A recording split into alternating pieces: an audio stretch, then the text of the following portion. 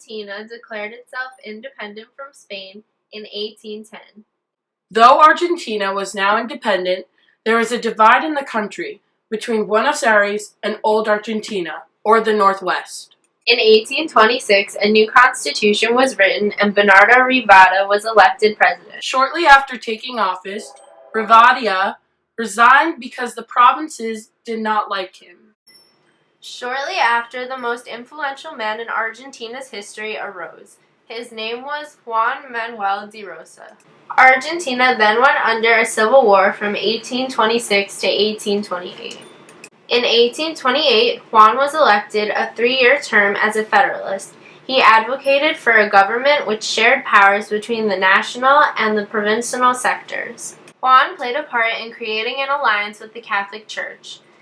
He improved laws on education. At the end of his term in 1832, he resigned to go help drive the natives out in the south of Argentina to open up more land to civilians, which made him a national hero. Things began to worsen again in Argentina, which eventually gave Juan Manuel de Rosas the chance again to be the savior of Argentina. As the situation worsened in Buenos Aires, it became even easier for Rosas to ride back in again and take power.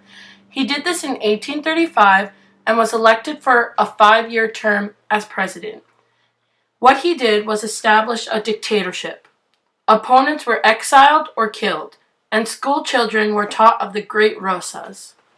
Rosas was constantly involved in foreign crises during his tenure. These escapades with countries such as Bolivia and Brazil served to take the public's eye off the prevalent domestic problems of Argentina.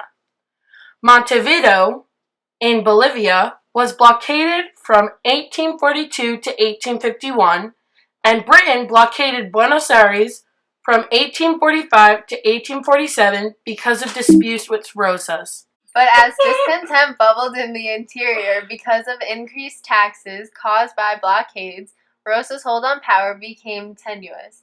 In 1851, Justo José de Enriqueza, a larger landowner from the province of Entre Rios, cultivated alliances with anti-Rosas parties from Uruguay and Brazil and some Argentinian exiles, and decided to take on Rosas. A Federalist constitution was written at Santa Fe, and Urquiza was made provincial governor, but Buenos Aires succeeded and declared itself independent and the true Argentina, led by Bartolomé Mitre. Eventually, Mitre focuses laws to Urquiza in 1859, and Buenos Aires became a part of the Federation. Domingo Sarmiento served as president from 1868 to 1874. He was very education-minded and had written extensively on the subject while traveling over much of the world. During his administration, the government invested heavily in education, building new schools and improving the quality of Argentine teachers.